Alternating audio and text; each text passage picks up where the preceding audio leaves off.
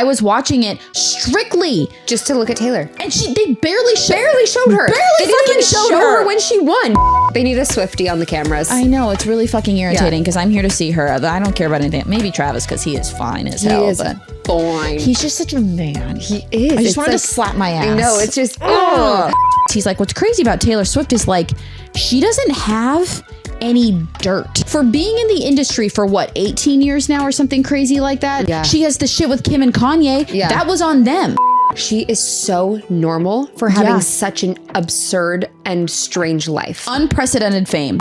She's lovely. She's so kind. Yeah. She is so intelligent. Yeah. I'm having a hard time placing why it is that she is polarizing. I've never seen so much growth and change in a celebrity's life. But anyway, she just is like the ultimate influencer to me. In a world where discomfort is actively avoided, therapy is not accessible to many, we have found that talking it out has been a form of free therapy in itself. I'm Chloe. And I'm Kelly. And we dive into topics like death, divorce, disordered eating, debt, and every taboo topic in between. With that, who's ready to get taboo? I'm on my period. Oh, I am on day 1. So tomorrow makes day 2. Definitely not having the sex worst all day. day. Yeah.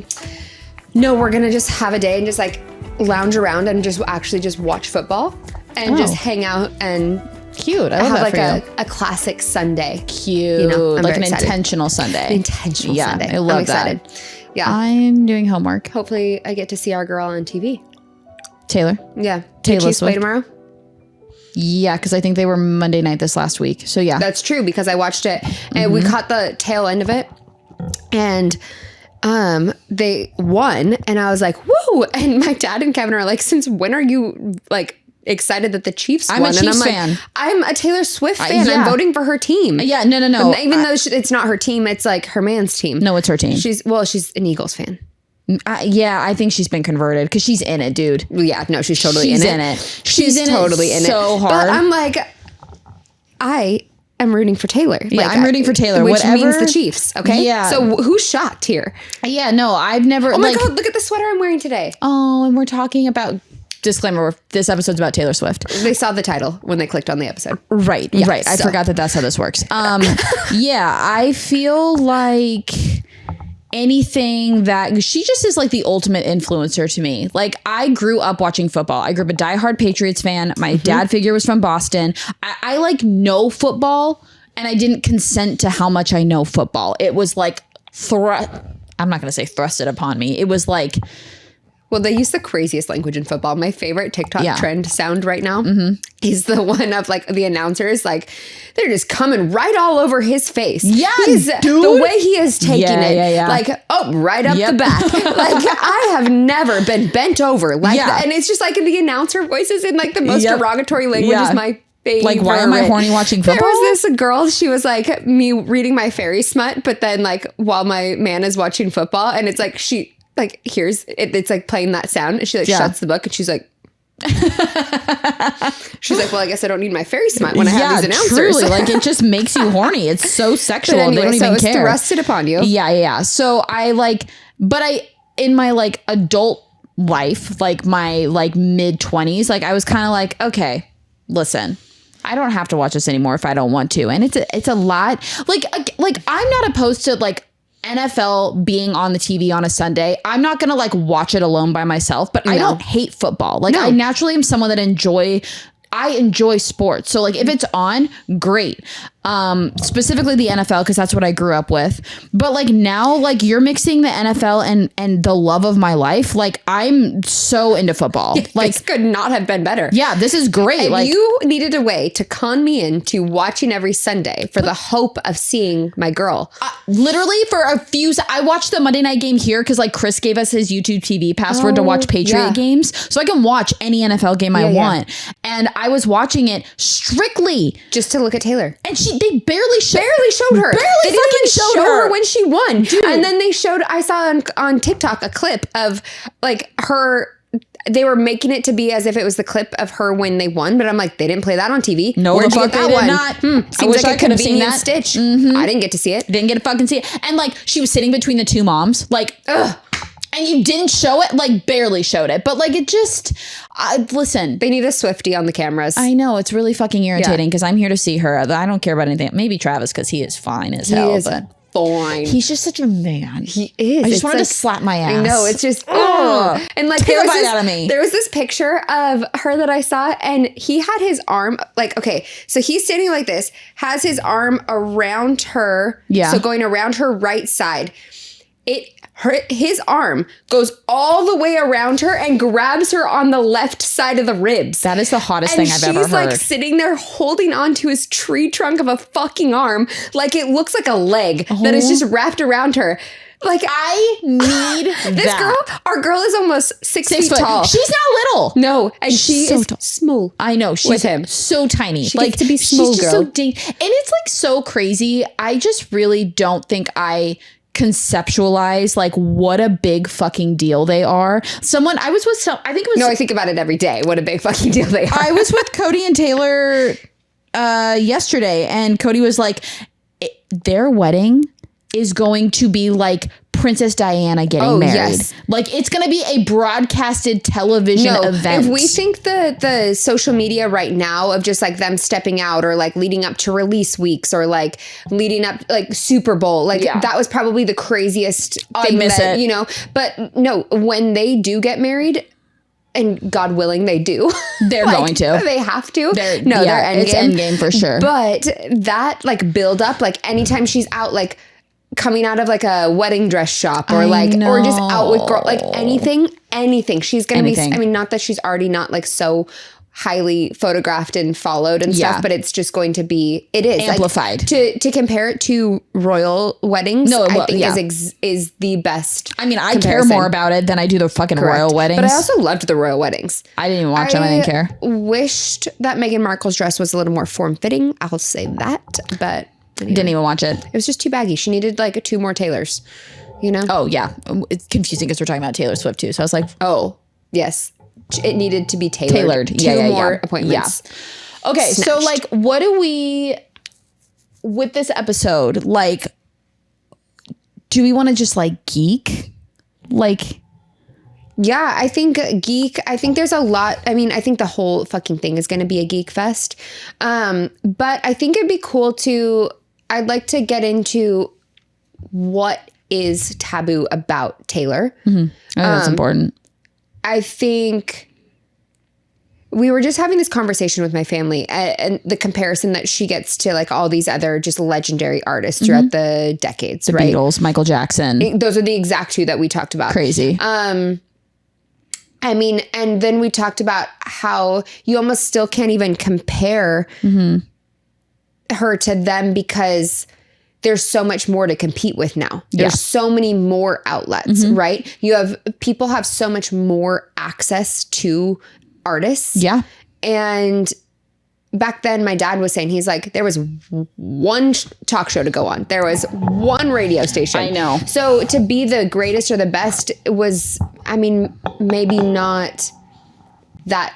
Not that it wasn't difficult or not that you didn't have to be exceptional, but like it's so much different now. Yeah, I think that it carries more weight now. Like I think that you actually can be like the greatest in the world, not just like the country, not just like kind of well known. Like obviously or in like your area, your or region. in your area. Yeah, like I think that we just because of the internet, like we reach audiences at such a different level.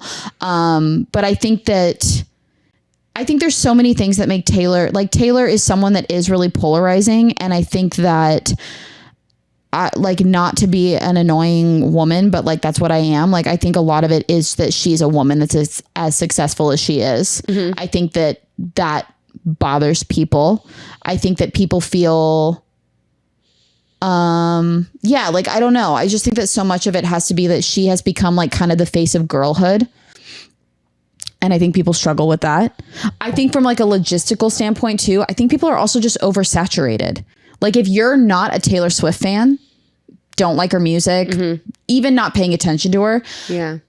I think where I could understand is it's like she is everywhere. Everywhere. There's no escaping her. Well, and I think what's interesting there's people who are just not fans, right? Like, which is valid. Yeah, that's okay. And I have a few friends and they're so like, one of my friends in particular is like so kind about it. She's not like, ugh, she doesn't make this dramatic scene about it. Yeah. And she's like, we were at a bachelorette weekend and then, you know, just doing all these things leading up to this wedding. And she was just genuinely like curious and supportive of the Swifties. You know, she's like, oh yeah. Cause like wanting to add little things in, but didn't know how to, but not in a way that was like other people that I've met where they're like, I hate Taylor Swift. Like they're just so, it's like, go touch some grass. Well, and it's interesting to me when someone could be so polarizing. I think she has reached a level of fandom that is unmatched. And so I think there's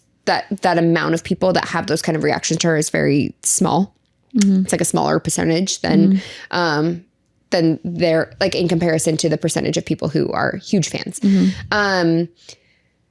But I find that really like curious. It's like when someone is like so triggered by someone or is so like, I don't know, has such a strong reaction to a prominent figure. I think that it's like, what is that person like triggering, activating that like you are so against them? Or that I've always found interesting. And I think that she's always had like, I mean, if you're at that level, whether you're at her level or just like if you've reached fame, right? You're gonna have people that dislike you or that have a problem with something that you say or stand for, or like the way you approach a thing. That's just how it works. You're not gonna be for everyone. You know, and so much of her success has come from this like comeback. In when even was that? Like 2017, 18. Oh yeah, 2017, 2018. Yep. And it was, and she talks about this in her documentary and stuff that, you know, like the Taylor Swift is over party was the #1 trending thing on Twitter. Yeah. And she said in that interview or that in that documentary, she's like, do you know how many people have to be tweeting something for it to be trending? Yeah. And that when she put it in perspective that way, it was like, oh God, that's awful. But I think it also doesn't help that the reason it was trending was because it was a Kardashian that started it. And like, they're one of the most followed people on the internet. Right. So she had one of the most powerful internet influencers. Yes. Coming for her. Right. And I just can't even imagine how isolating that would feel. No, I can't either. And she's also spoke to that. She's like, I've had so many times in my life where it's like, shouldn't I have someone I can call? Shouldn't I have someone I can talk to about this? Yeah. And I think in that, it wasn't that she was speaking to not having people around her. Of course. It was speaking to, she has no one around her that has ever experienced anything remotely close to the level that she's experiencing these things at. Well, that's why I love in her documentary, like Miss Americana is a work of art. And I love when she talked about that though, because like she is, I think what makes Taylor for me so alluring and intoxicating in the best way is that I only see what she wants me to see of her, but like through it all maintains this normalcy and humility where like in her documentary at one point, she's like, you know, sometimes I don't feel like a person. Yeah. And she stops herself and checks her fucking privilege and is like, don't feel sorry for me. Yeah. I'm okay. I know that. But there, like factually speaking, nobody can understand her or empathize with her. She's not a person. I mean, she is a person, but like she's not. Like we were just last night, I was with Cody and Taylor and we were watching the Eras Tour movie, obviously. And I think what's so interesting about Taylor Swift, and Cody's the one that said, Cody's not a fan of her. Like I think over the years of being friends with him, he has like learned to like stop hating on her. He did it earlier and he's gotten a lot better. And you know, we've made him listen to things like folklore and he at least can acknowledge she's an incredible lyricist. But what he was saying that I think is so true is he's like, what's crazy about Taylor Swift is like, she doesn't have any dirt. She doesn't have scandals for being in the industry for what, 18 years now or something crazy like that, 16, whatever it is. She doesn't have scandals. Yeah. She has the shit with Kim and Kanye. Yeah. That was on them. Yeah. That was them being evil. Like she doesn't have anything that she's done. Like people criticize her for things like, you know, not speaking up on political issues and the jet and all that shit. But the jet thing again, I'm like, yo, that's a safety issue. That's a safety issue. Yeah. Like, I'm sorry. No, but like it like really put it in perspective for me. This was literally last night where I'm like, yeah, she's so polarizing right? Like people fucking hate her. People love her. You're right. In the masses, like when you compare love versus hate, more people love her than hate her. But I think it's crazy because the people that hate her fucking hate her. Yeah. And it's so crazy because it's like, she doesn't even have a scandal. Yeah. She doesn't even have like being that I've noticed, and I'm a white woman, so like take this with a grain of salt, but like no racism, no sexism, no like she donates to every city she performs in. Like she's not perfect, I guess, but like she's kind of clean. Yeah, she's a good person. She's just like a good person who like stays in her lane and sticks up for herself and her friends. Well, and I've heard of people who have interviewed her and heard people who have interacted with her. And that is one of the number one things that like I've heard multiple accounts where they say she is so normal for having such an like absurd and strange life. Unprecedented fame. No one's ever been as famous as her, I don't think. And yeah, for her to still be so normal and humble and not be affected by the fame in any way. And I just, I guess in the recent couple, like last year or two, you know, especially since Eras has been touring, is that same anecdote over and over. And to have so many different people give that same like consistent it's the consistent feedback of like, no, she's lovely, she's so kind, she is so intelligent, she is so like, there has never been anyone that's been like, Taylor Swift is so rude. I've never heard that in my life. No. And like, I guess what kills me is it's like so many people are so quick to hate her, but then other people who have actual serious terrible scandals or have done terrible fucking things. Sorry, but like elect a president who's a convicted rapist, we'll justify that. That's fucking fine. But Taylor Swift, we all fucking hate her, and Taylor Swift is over, and like so many people critique her, and it's like she hasn't done anything. She hasn't done anything to deserve, in my opinion, to deserve the critique she gets. I don't understand. Is it just that she's a woman? Is it that we are oversaturated with like TikToks of her? Like I'm having a hard time placing why it is that she is polarizing. Yeah, I think from what I hear, it's like people are just there's like there's just something about her, which she spoke to. It's that like, feels sexist, but okay. Yeah, no, and I don't know that it's necessarily a sexist, but you don't. Yeah, and I guess okay. I it's like one of those like more covert sexisms where you don't say that about microaggression. Yeah, it's like you don't necessarily hear people say that about guys. They're correct. Like, you don't hear someone say about a guy like, "Ugh, there's just something about him." Yeah, I don't know. I just don't like it. Yeah, you can like usually point to something specific. Yeah, and I think that she's pushed back on that narrative a lot. She's used like, I don't know, when she's won an award or when she's giving speeches to like speak to those instances or those scenarios and really push back on that and call out that behavior. And love it. I think that's part of why she's so successful. But also there's a stoic guy that I follow, Ryan Holiday, and he did spoke about her story in one of his seminars or speaking engagements. And he was basically saying that, you know, the whole fallout that happened with the Kim and Kanye drama, and then also her entire discography getting sold out from under her, and all of those things, like the way she responded was such a lesson in stoicism. Yeah.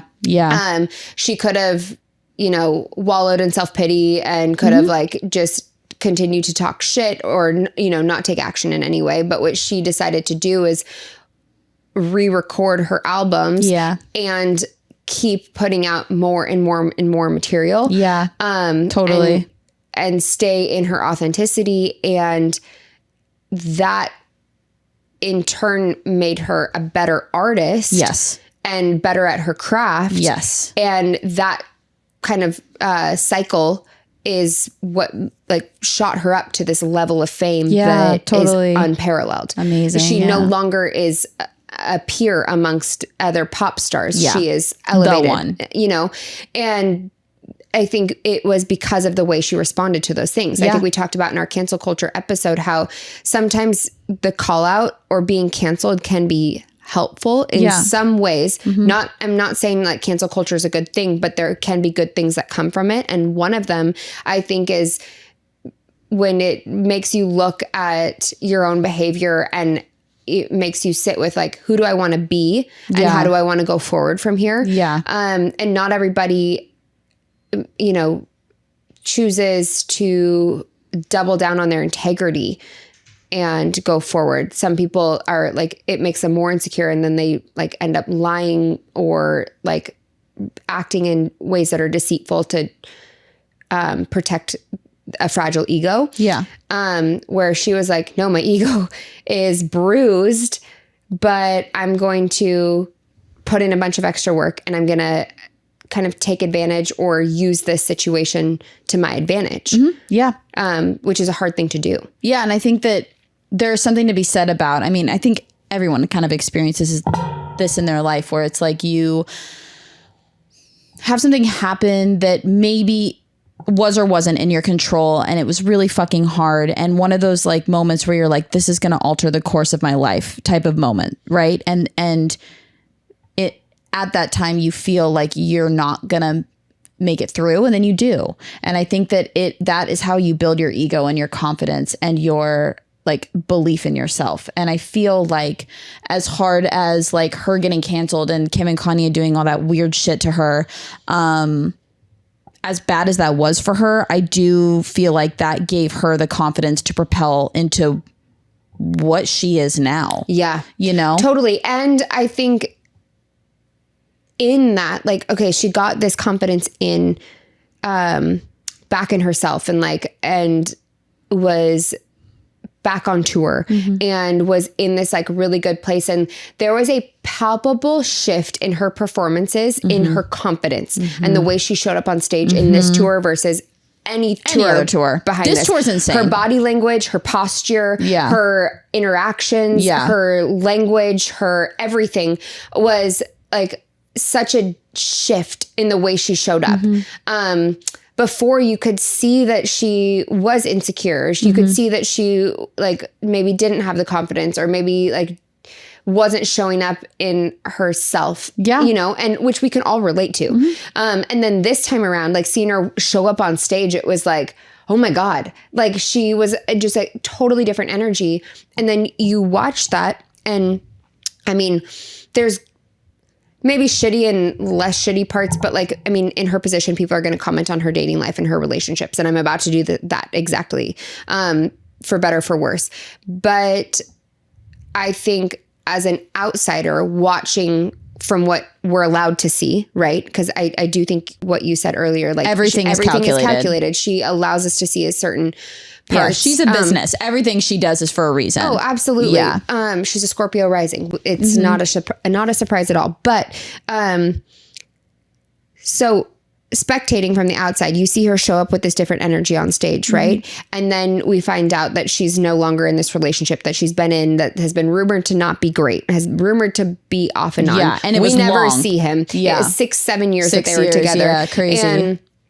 And you know, all the shit that kind of comes with that. And then was dating someone everyone hated. Yeah, exactly. Yeah. Which I don't know how, but I just like missed it. I didn't know it was going on until it was like way over. Oh, okay. So I don't know. I just like missed that little blip. But you were finishing nursing school. No, you weren't. And that's a lie. No, I was just in a depression fog. Yeah. Now is in a relationship that is so happy. Like you can't fake that kind of happiness. You know? I love it. The thing that I could point to the most for that type of thing is like the pap photos, like all the paparazzi and stuff, and the way that she is with Travis now versus the way she was with previous boyfriends. Yeah. And it was like getting drug and running, but like from the cameras or like hiding in like suitcases or like all this stuff. And now it's like, there's like this confidence and this like embracing like it's of okay to what be it out. is. It's okay. And he's like so supportive and protective of her. Yeah. And so like, you cute. can just tell like, because she had some kind of shift, right? Where she had this new confidence and showed up differently with a different presence, I can only suspect that carried over into the relationship, and like the way she is and showing up in herself, like that relationship can't last. Yeah. Right. And so that's what allowed the space for this like dope partnership to come in. Yeah. I mean, I think that's the most, like, again, even watching the Eras movie last night, Taylor and I were just talking about this, that you can feel how much she fucking loves herself. Mm-hmm. And I truly think that, and I think what makes Eras so special is that instead of focusing on being rehearsed and perfect, like she is rehearsed, don't get me wrong, that bitch has that whole show down, but she's brought so much of who she is into it. She's playful. Her mannerisms, her nose crinkle, her little waves, her little dances, the notes she adds just spontaneously. Yeah. Like what's different about her is that like, she runs runs the show instead of the show running her. Right. And I think that all of these things, like everyone says all the time, like, you know, she's such a great role model to girls and women everywhere. And I couldn't agree more. But for me, the reason she's the greatest role model is because she is the epitome of like the minute you decide, I don't fucking care what people think about me. I don't fucking care what people are saying about my life. And I fucking love myself because I've worked so hard to get here. Everything fell into her lap. I don't think it's a coincidence that like that's Eras manifestation. Eras is what it is. And I think that she like would say like, you know, I've worked my fucking ass off and like I got myself here because like I had to and because I was fed up, and like Eras is what it is because of that, and her relationship with Travis is what it is because of that. Like she allowed the public to kind of watch her step into herself fully. And I think that is so inspiring. I think that like to have fans that are little girls that are like willing to do that, or that get to see her do that and she's willing to share that, is so fucking dope, you know? Oh, 100%. And that's what I've found to be really cool is, especially with Eras and these re-records and how much music she's continuing to put out, is all the like our younger sisters and like all these young girls that are discovering her for the first time. Yeah. And it's hilarious, like getting to see like TikToks of like girls who are like in grade school, middle school, high school, or whatever, or they're talking about like, you know, like there's this you know, did you ever see Uptown Girls with Brittany Murphy and Dakota that movie. Fanning? Yeah. So like the Spinning image in the tea kettle or whatever, yep. and it's like me listening to Taylor Swift at like whatever age, and then me listening to Taylor Swift now. Yeah. And it's just funny because it's like those girls were so young. They were like 5, 6, 7 the first time they heard Taylor. Yeah. The first time like one of the albums like spoke to them or whatever. It's like we were in middle school, like, and or, you know, whenever like it was that people like connected with her. And it's been fun too, like at work, like finding the other Swifties and stuff. And and some of them like they're our age and they just fell in love with her because of Eras. Yep. Or the amount of people that fell in love with her with Folklore.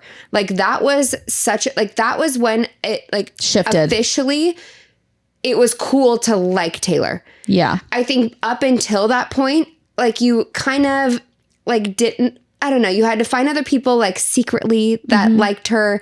And then if so, it's like, oh yeah, what's your favorite album? Like, but you didn't go into like the lore and all this stuff. It's funny because I think it also is like, you're right. I think that it's just funny. I was just talking to my stepsister, Hannah. We went to Sabrina Carpenter and we were talking about Taylor Swift because, you know, we were talking about how like Eras last year was so different, the feeling of it versus this year. Like the obsession obviously was last year because it was newer, right?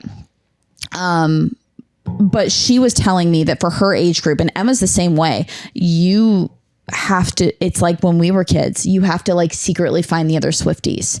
It's not for their age group. It's not cool to like Taylor Swift. She's seen as overrated is what Hannah told me. And Emma has said the same thing. And it's like, I don't know why that would be, because I feel like for like millennials and like older Gen Z, like I would say like people like Bella and Kathleen's age, you love her. The assumption is, I assume that everyone loves her. Yeah, but there was even a time like in like I would say like before 1989 where like a lot of people were like, I don't like Taylor, and like that was like it was cool to hate her. I know. I never understood that. And it's like, is it like she gets so big, people decide to hate her? Like, well, I see that happen a lot. I see people like cheering for the underdog or cheering for the small guy until they make it, and then they're there to tear them down. Everyone and it loves makes me the come so up. sad. Yeah, because it's like you cheered for them the whole way to get the thing, and then as soon as they got it, you hate them. Yeah, because that says more about those people. Yeah, like, you know, because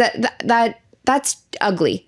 You know, that's ugly behavior. And I've seen that happen with like just certain people that I've followed in the industry. Like Mari has spoken to that. She's like, it was really hard because I like, you know, I had so many people like supporting me and loving me the whole way. Like, you know, buying the PDF workouts, buying like the workout bands, and then, you know, starting Bloom. But now that it's like, I am able to like buy a new house or like I drive a nice car now, people hate me for it. Yeah, no, it is. And that's not fair. It's truly like everyone loves an underdog story. Everyone loves the come up.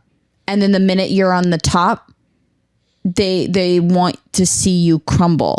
And it's like this vicious cycle. Exciting. Yeah. And it is for the enjoyment of like, or it's just like for people's entertainment. And I think that is gross behavior. And I think that with Taylor, the thing about her is she keeps breaking through these ceilings. She keeps outdoing herself. Yeah. And I think that people don't know what to do with that because we've never seen it before. Like she is the standard. She sets the standard and then she breaks the fucking standard as herself.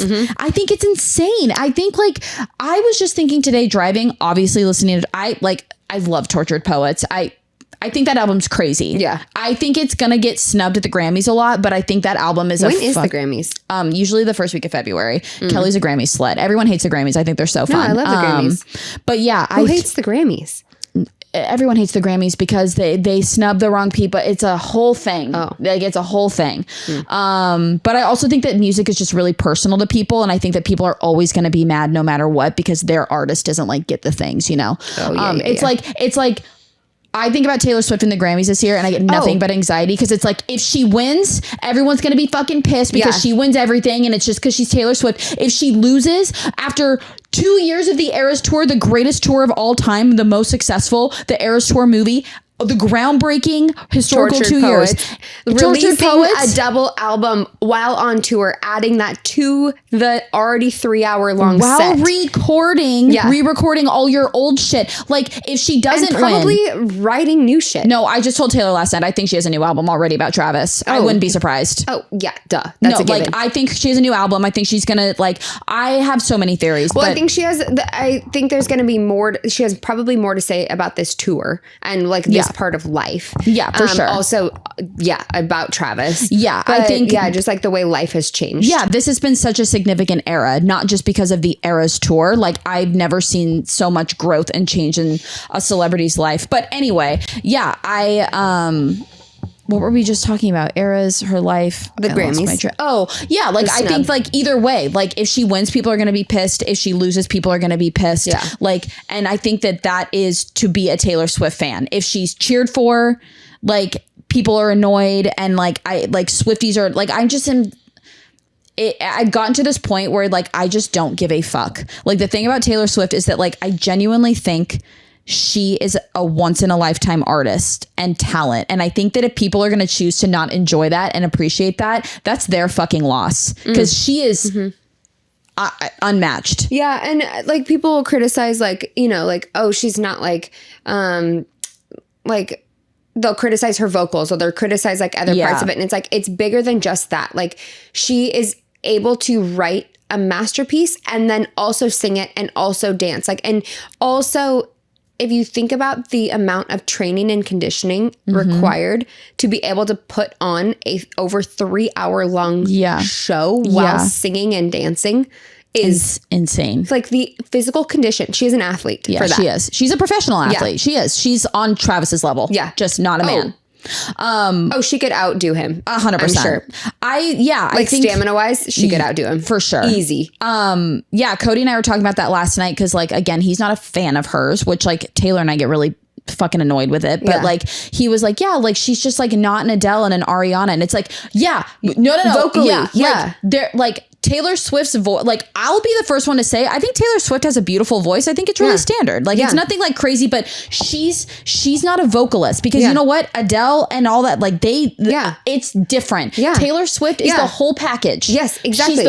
She's the whole thing. Yeah, and it's not just because you can say, oh, like, you know, all these other artists write their music and then sing it, right? Yeah. Sure. But she also has all these like special ways of communicating with her fans. And which is why there's such a strong connection. Yes. Because it's more like there's inside jokes. There's things that are strung through. There's storylines that you would have to know like years and years and years of stuff. Like there's so much lore. Yeah. You know? And so like, no, she's not an Adele. No, she's not an Ariana Grande. She's not a Mariah Carey or a Beyonce or maybe even a Miley. Like, those people have like stunning vocals and they should be recognized for that. But she always has said, I'm smart, I'm intelligent, I am a good writer.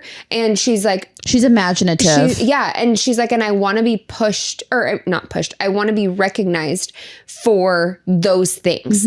There's that like interview where she says specifically, like, I'm imaginative. Like she's like, I'm not like sexy or like all these other things that are really praised in pop culture.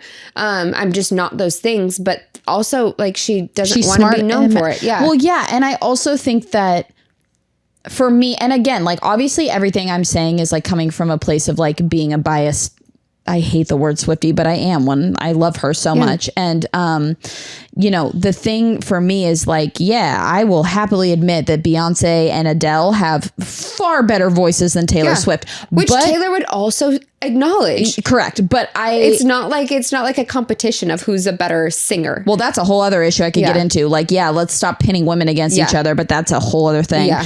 But I think what's so dope about Taylor that nobody seems to give a shit about is like the growth in her fucking singing abilities from debut to now. You know what that means? That girl has put her blood, sweat, and tears into being working what she hard is. for being. That's like my favorite thing about the re-records is to hear like the maturity, just the improvement, massive improvement in her vocals. And honestly, if I were her and I had such a change in my ability to sing and like match a note and stuff like that, like you bet your fucking ass I would love an opportunity to re-record everything. Fuck yeah. You know? Fuck yeah. But it's also cool because she's come into her voice. It's like she, I think, was trying to, because of the times, it was like that was what a lot of people were doing, were singing in a much higher she range. Leaned into being an alto. She's not a soprano. And once she like leaned into her natural like lower register, her voice is incredible. It's gorgeous. It has such a natural like rasp and like breaks, and it's like it's really beautiful. And her voice has so much character to it. Like when she sings, she does such a good job of like bringing the mood, the emphasis to words, the emotion. Like her voice is beautiful. It's just that, you know, everyone has something to say. And I think that the minute she leaned into having a low feminine voice, I think her voice is stunning. Yeah. And then you pair it with fucking lyrics like Champagne Problems. Dude, honestly, I know this is really basic, but Cardigan is crazy. That song lyrically is so layered, and the specific high heels on cobblestones. Okay, that teleported me to watching Barbie movies. Yeah. Like the sound of them walking on the cobblestones. Like it is the best. It's like I have always been obsessed with that noise. Yeah, that specific sound. It's so ASMR. Like I could listen to that to fall asleep. Yeah, like it's so good. It's like the imagery of her music, and like also just like the metaphors, the similes, like, and like sometimes, and it's just crazy because like I'll listen to her music. Like I listen to her music for the lyrics. I truly do. Yeah, and I've always been like, I remember in high school like explaining, because my dad and one of his friends were like talking about like, oh, what do you like? And I'm like, I like music for lyrics. Yeah, same. And they were like, okay, whatever, lady. But yeah, like, I'm not.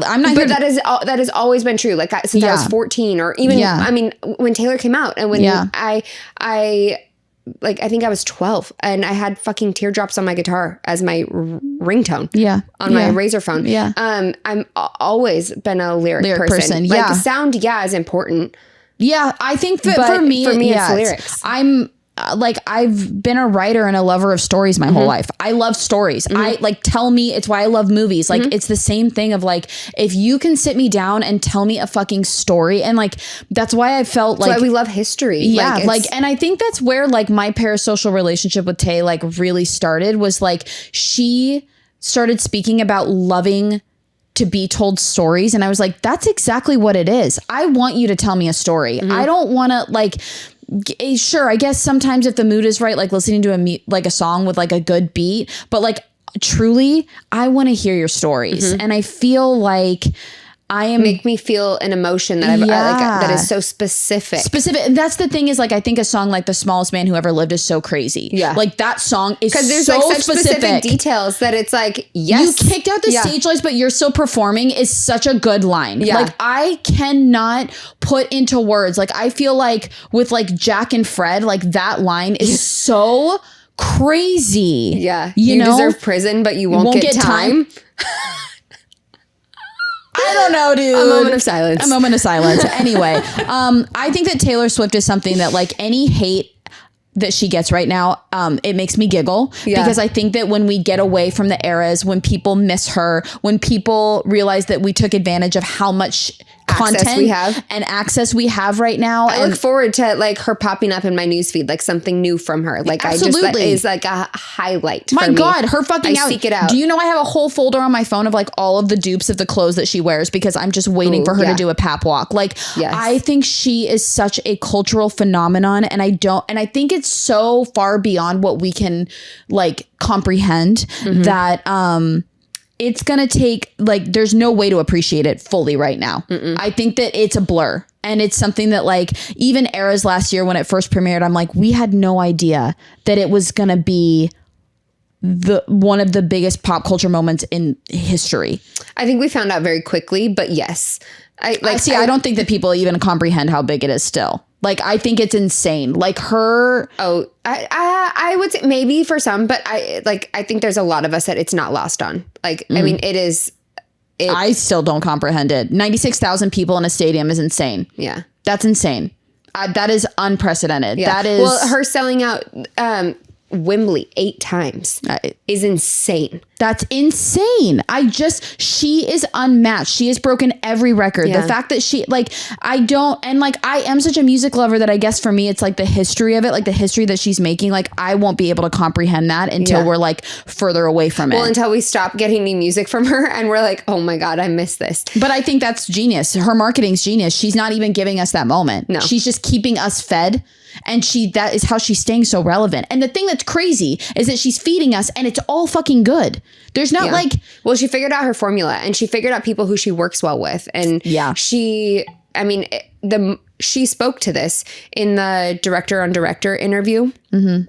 She spoke to like just continuing to put out more art. Yep. Like never stop making art and continuing to put out more and more and more. And the more she did it, the better she's gotten. Yep.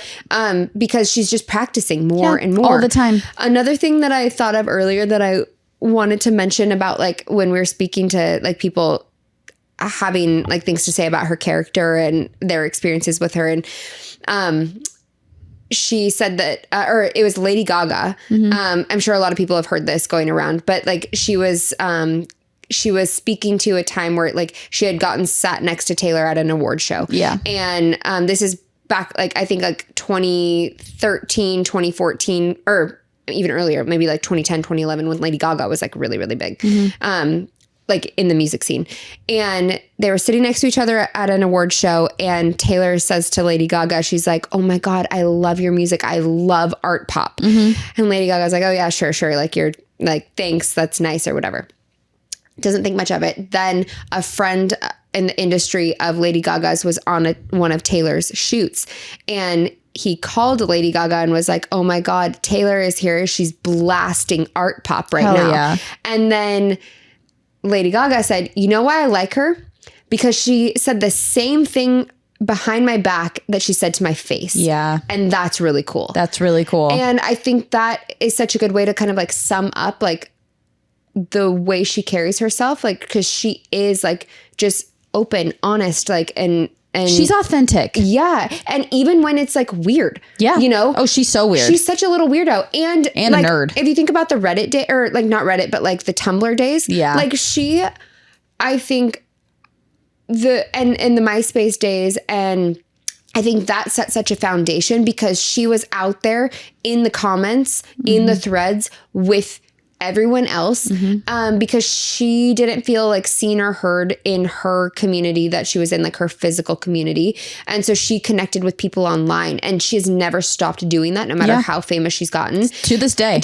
And like, it's my favorite videos are the ones like where people share the comments that she made on their videos. Yeah. I just love that shit. Yeah.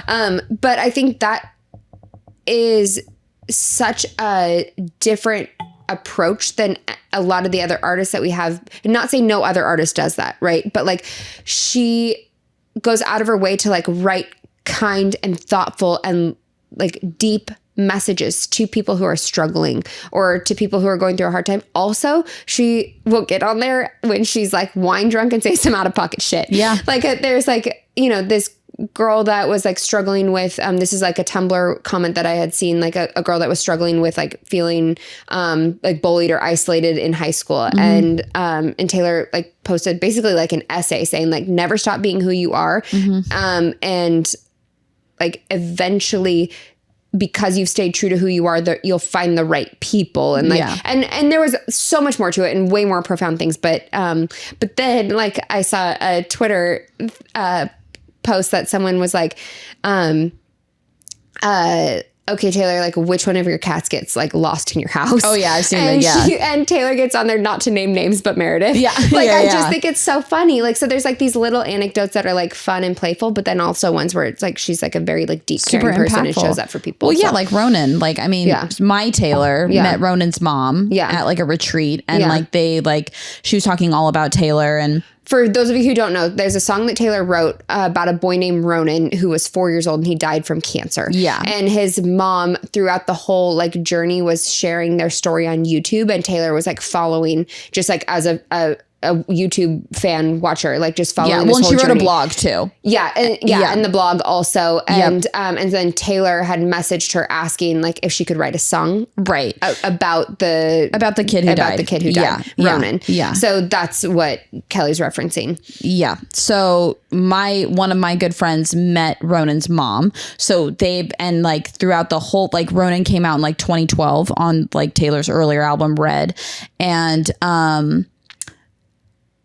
she spoke so deeply about Taylor and how Taylor has remained friends with her, consistent, like interactive friendship, checks in on her, asks how she's doing, follows Ronan's mom's journey, still trying to advocate for like, you know, childhood cancer and all of that. And like with Ronan, I think what's so fucking dope is like she asked to write a song about someone's child who passed away and then gave the mom writing credits to the song. Oh yeah, I forgot about that. And like I follow her, and she was just talking about that because she was like, you know, all of these fucking people who are coming for Taylor Swift are constantly, because like she says it too. She's like, how the fuck is she so polarizing? Yeah, she's just a good person, and she's not. And that like, I think pisses people off. I think some people just like, I think there's a lot of people who don't want to believe that like there are good people out there who just want good for people. Yeah. Like, and want to do good. And that she's actually like, I think what makes me mad is that people try to minimize, like, she's actually just fucking talented. Yeah. I think she's a once in a lifetime artist. Yeah. And I think she is like someone that's something we've never really experienced. Like, I mean, we haven't, but like, you know, there've been huge artists, the Beatles, Michael Jackson, all those people who were cultural significance, right? But I think it's just crazy to take someone who is as special and talented and actually is good. Like, why are we not celebrating a celebrity like her when there's celebrities like Diddy? I saw this, for real. I saw this like compilation of just like cute moments of her on tour. And it was really sweet. It was like just like this video of like, compilation of all these video moments, and it was like basically it just said like we made the right person famous. I agree. And it was so sweet because it was just like it was her kind of just, it truly felt like childlike, the clips that they had pulled and stuff. It felt like, you know, watching a little kid like play and dance and like she just loves be wild and playful, and it was so cool. So I totally agree with what you say, and yeah, just like the writing credits too. I remember like Taylor I heard her speak to that part of it, even saying that like all the little like anecdotes in the lyrics were all things that she pulled from the blog. Yeah, exactly. All things that she, like Ronan's mom had like mentioned or talked about or shared. Yeah. And that was like the inspiration that she used for the song. Yeah. So it was like, it was so cool. I think it is cool. Yeah. And I think like, you know, to kind of wrap up, like, I just think, you know, Taylor Swift is obviously going to come up on this podcast all the time. Yeah. I like have really struggled with like my like journey of like loving her has been like, you know, I've loved her since we were teenagers, and it's like I love her, but there's like, yeah, there was the time of like having to secretly find the Swifties and like, you know, getting to this point of like not caring and like, and you know, I think again the best quote Taylor Swift ever has said is there's nothing worse than a person that makes you feel bad, dumb, or stupid for being excited about something. Yeah, that you love. Yeah. And so I think that is something that like I have like really tried to embrace and just like live by, is that like I will openly say that like Folklore saved my life. And like there have been albums like 1989 like changed the trajectory of my adulthood because that's how connected to music I am. And so I think that like having a celebrity like that who can like evoke so much emotion and passion is fucking sick. Yeah. Right? Like she's so fucking sick for that. Yeah. I love her for that. Yeah. To be able to like put into art like such a relatable feeling. Incredible. Like I have yet to find another artist who can do it to that same. Nope.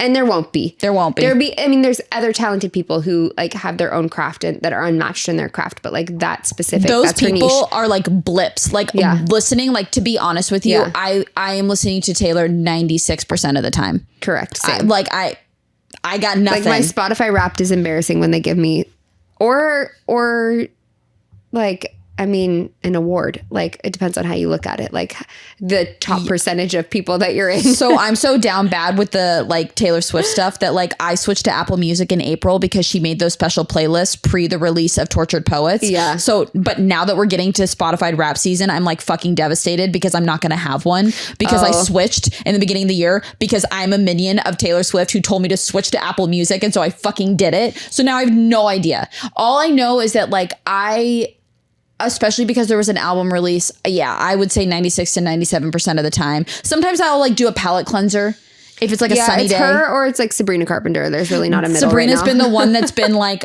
again, and I just went to her concert. And Sweet is just, it's skipless. No, it's perfect. No skips. Skipless. Slim Pickens that was so good crazy. Live. I'll send you the video of it. It's so good. Please? Yeah, so it's good. Just like my modern little Dolly Parton, and I fucking love. Oh, and she sang 9 to 5. That was her surprise song at my concert. It was so good. Yeah, no, I love Juno. I just love that she's a horny slut. Like, Juno is my anthem. I love that song. I think it's so funny and clever. Okay, I think we should wrap up. Yes. All right. Where can everyone find you? They can find me on Instagram at Kelly, Kellie, A Weld, or TikTok, Kelly Weld. Yeah. What about you? I'm on all socials at Chloe Anna McKell. If you can't spell that, go to our page at Let's Get Taboo, and both of us are linked there if you want to follow us personally. But please follow us on our Let's Get Taboo account. Share, like, subscribe so you can stay up to date. And if you have done that, thank you to all our supporters. Thanks, guys. Thank you for all the love. We've been getting a lot of it. Yeah. Cool, dude. Call us out. All right. Bye, everyone. Bye.